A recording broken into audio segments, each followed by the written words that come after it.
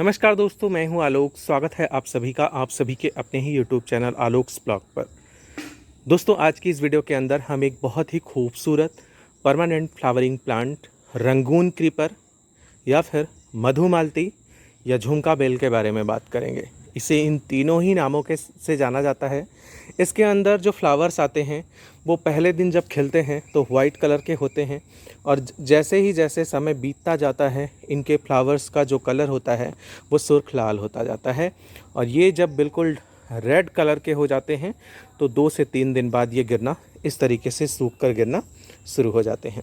अक्सर ही आप लोगों ने इस पौधे को जो है एज अ क्रीपर ग्रो होते हुए देखा होगा, लेकिन मेरा ये पौधा जो है ये पॉट के अंदर लगा हुआ है और पॉट के अंदर ही जो है इसमें इतनी फ्लावरिंग हुई है। अभी ये तीसरी शिफ्ट होगी शायद इस सीज़न की, जब ये फिर से जो है अच्छे से फ्लावरिंग कर रहा है। अभी शायद मैंने थोड़ा जल्दी कर दी, अगर 1-2 दिन और मैं रुक जाता तो और भी ज़्यादा फ्लावर्स मैं आपको इस प्लांट के अंदर दिखा पाता, क्योंकि अभी बहुत सारे जो बंचेज हैं वो खिलना बाकी हैं। काफ़ी सारी बंचेज के अंदर फ्लावरिंग हो रही है और काफ़ी सारे बंचेज जो हैं वो अभी बन रहे हैं, उनके अंदर फ्लावरिंग होना अभी शुरू नहीं हुई है। यहाँ तक कि जो बिल्कुल न्यू टिप्स हैं जिनको, क्योंकि होता क्या है कि आपका ये जो प्लांट होता है, बहुत सारे लोग कंप्लेन करते हैं कि उनका प्लांट फ्लावरिंग कर रहा था लेकिन अब उसने फ्लावरिंग बंद कर दी, या फिर जो है मेरे प्लांट के अंदर फ्लावर्स नहीं आ रहे हैं। तो होता क्या है कि ये जो ओल्ड टिप्स, पुरानी टिप्स होती हैं इनकी, उनके ऊपर फ्लावरिंग बहुत ही कम करता है। अगर आपको इसमें फ्लावरिंग चाहिए हो तो आप इसकी ओल्ड टिप्स, मतलब ये जो ग्रोथ वाला पार्ट होता है जो पुराना, उसको एक बार कट करके देख लीजिए। अगर आपने सारी खाद वगैरह दी है तो आपका प्लांट डेफिनेटली फ्लावरिंग करेगा, क्योंकि इसकी जो न्यू टिप्स होती हैं ये उसी पर फ्लावरिंग करता है। पुरानी टिप्स पर इसके अंदर फ्लावर्स नहीं आते हैं। एक बार अगर आपका प्लांट फ्लावरिंग कर चुका है, जैसे ही फ्लावरिंग कंप्लीट हो जाए, जैसे कि ये देखिए यहाँ पर ये वाले टिप, क्योंकि टिप के ऊपर ही ये पूरा जो है फ्लावर ये बड का बंचेज जो है वो बने होते हैं। तो अगर आप चाहें तो इसको पूरा यहाँ से जो है वो कट करके निकाल दीजिए। जब आप निकाल देंगे तो आपका प्लांट जो है वो फ्लावरिंग दोबारा से जो है वो न्यू टिप क्रिएट करेगा और आपका प्लांट फ्लावरिंग भी करेगा। तो इस चीज़ का आपको ध्यान रखना बहुत ही ज़्यादा ज़रूरी है। सबसे पहले बात करते हैं आपके इस प्लांट के केयर की। अगर आप ये पौधा लेकर आते हैं तो आपको कुछ चीज़ें जानना बहुत ज़्यादा ज़रूरी है कि आपका ये पौधा जो है वो अच्छी फ्लावरिंग के लिए इसको अच्छी क्वांटिटी में माइक्रो और मैक्रो न्यूट्रिएंट्स की ज़रूरत होती है। माइक्रो न्यूट्रिएंट्स में बात करी जाए तो नाइट्रोजन, पोटेशियम, फास्फोरस, और मैक्रो न्यूट्रिएंट्स में बात करी जाए तो आपका आयरन, मैग्नीशियम, कॉपर, इन सारी चीज़ों के साथ ही आपका पौधा अच्छी फ्लावरिंग कर पाता है। कभी कभार इस पौधे की पत्तियां आप पीली होते हुए देखेंगे तो वो आयरन और मैग्नीशियम की कमी की वजह से हो जाती है, जिसे आप एप्सम सॉल्ट का स्प्रे करके ठीक कर सकते हैं।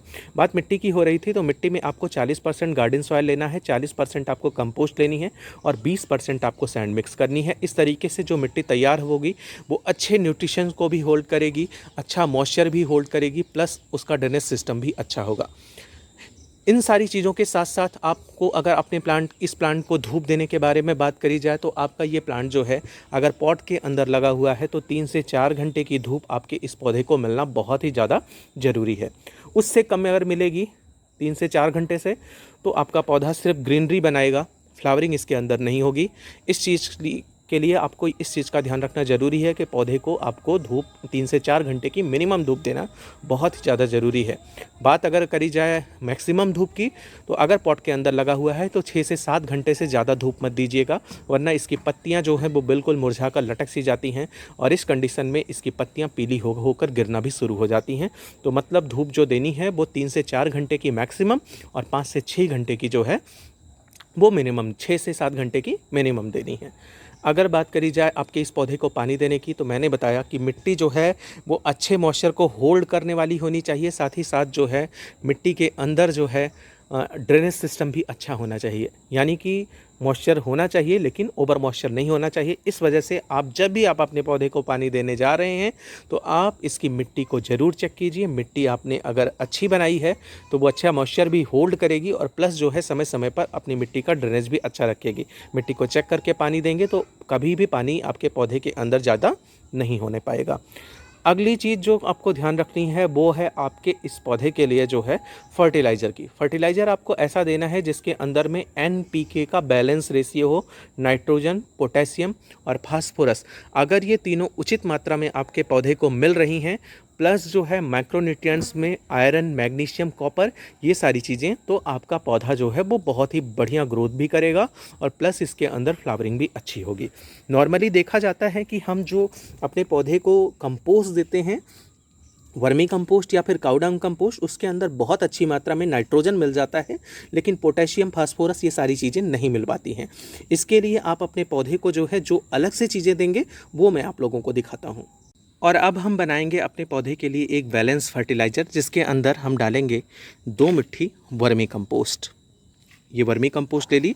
उसके बाद हम डालेंगे 1 मुट्ठी नीम की खली। वर्मी कंपोस्ट के अंदर आपके सारे माइक्रोन्यूट्रिएंट्स मिल जाएंगे आपके पौधे को, लेकिन ये आपकी नीम की खली जो होती है ये आपके प्लांट्स की रूट्स को भी प्रोटेक्ट करेगी, नमी को बनाए रखने में भी सहायक है। साथ ही साथ जब ये आपका ये नीम की खली जब ये डिकम्पोज हो जाती है तो अच्छे न्यूट्रिशंस भी जो है वो रिलीज करती है। तो ये 1 मुट्ठी हमने नीम की खली डाली। इसके बाद हम इसके अंदर डालेंगे रॉक फॉस्फेट। रॉक फॉस्फेट भी आपका जो होता है ये कम्प्लीटली ऑर्गेनिक होता है।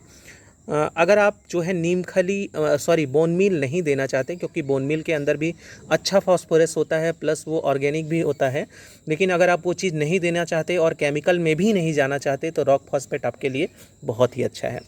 इसके अंदर फास्फोरस मिल जाएगा, मतलब नाइट्रोजन का अच्छा सोर्स आपकी नीम खली और जो है आपका ये कंपोस्ट बनेगी। वहीं जो है उनके अंदर भी आपको NPK का मतलब फास्फोरस और पोटेशियम मिल जाएगा। लेकिन आपका ये जो केले का छिलके का पाउडर होता है और ये आपका रॉक फॉस्फेट होता है, रॉक फॉस्फेट के अंदर अच्छा फास्फोरस होता है और केले के छिलके के पाउडर के अंदर अच्छी मात्रा में पोटेशियम आपके पौधे को मिल जाएगा। तो ये हमने जो है 1 चम्मच आपका रॉक फॉस्फेट और 1 चम्मच मैंने इसका डाल दिया। सबसे लास्ट में हम लोग ऐड करेंगे एप्सम सॉल्ट, जिसे मैग्नीशियम सल्फेट के नाम से जाना जाता है। इससे आपके पौधे को अच्छी मात्रा में मैग्नीशियम मिल जाएगा। फूलों के अंदर मतलब पौधे के अंदर कलियों का बनना, लेकिन उसका बिना खिले गिर जाना, या फिर जो है पत्तियों के अंदर पीलापन, विल्टिंग, मतलब पत्तियों का जो सिकुड़ना है, ये सारी समस्याओं का समाधान होता है आपके एप्सम सॉल्ट के अंदर। इसके ऊपर मैंने एक डिटेल्ड वीडियो भी जो है बना रखी है, अगर आप चाहें तो जाकर देख सकते हैं। ये एक कंप्लीट मधुमालती जो है फर्टिलाइज़र आपके पौधे के लिए तैयार हो गया है। कुछ करना नहीं है, मिट्टी की गुड़ाई आपको कर लेनी है, जैसे कि यहाँ पर मैंने करी हुई थी सुबह ही। कुछ रूट्स ऊपर ज़रूर आ गई हैं, लेकिन इससे आपको घबराने की ज़रूरत नहीं है। ये यहाँ ऊपर से ही, ऊपर वाले लेयर पे ही जो है आपको ये फर्टिलाइज़र डालकर जो है इसको अच्छे से बिखेर देना है। और पौधे को जो है हमें पानी भी देना है। जब भी गुड़ाई कीजिए तो ध्यान रखिएगा प्राइमरी रूट्स बहुत ज़्यादा जो है वो डिस्टर्ब नहीं होनी चाहिए, वरना आपका पौधा जो है वो इन्हीं रूट्स से जो है वो न्यूट्रिशन लेता है, तो वो चीज़ नहीं हो पाएगी, तो आपको खाद देने का भी कोई मतलब नहीं होगा। मुझसे थोड़ी बहुत ऊपर की रूट्स जो हैं वो डैमेज हुई हैं, लेकिन कोई नहीं, धीरे धीरे करके जो है जो बाकी रूट्स हैं वो इन फर्टिलाइज़र्स को जो है वो ले सकती हैं। तो ये है एक अच्छा फर्टिलाइज़र मधुमालती के लिए। अगर आप अपने पौधे को ऐसा ही कुछ फर्टिलाइज़र दे चुके हैं, या फिर अगर आपने वो अपने पुराने जो है पद्धति के अनुसार फर्टिलाइज़र दिया है, जिस पर आपका पौधा पहले फ्लावरिंग करता था लेकिन अब नहीं कर रहा है, तो एक बार आप जो है वो जो डेड टिप्स हैं जिन पर फ्लावरिंग होकर कंप्लीट हो चुकी है उनको कट करके भी ज़रूर देखिएगा, आपका पौधा डेफिनेटली फ्लावरिंग करेगा। कैसी लगी आपको मेरी ये वीडियो कमेंट करके ज़रूर बताइएगा। ऐसी ही किसी नई वीडियो नए अपडेट के साथ मिलते हैं आप लोगों से किसी नई वीडियो के अंदर। तब तक के लिए bye bye and take care.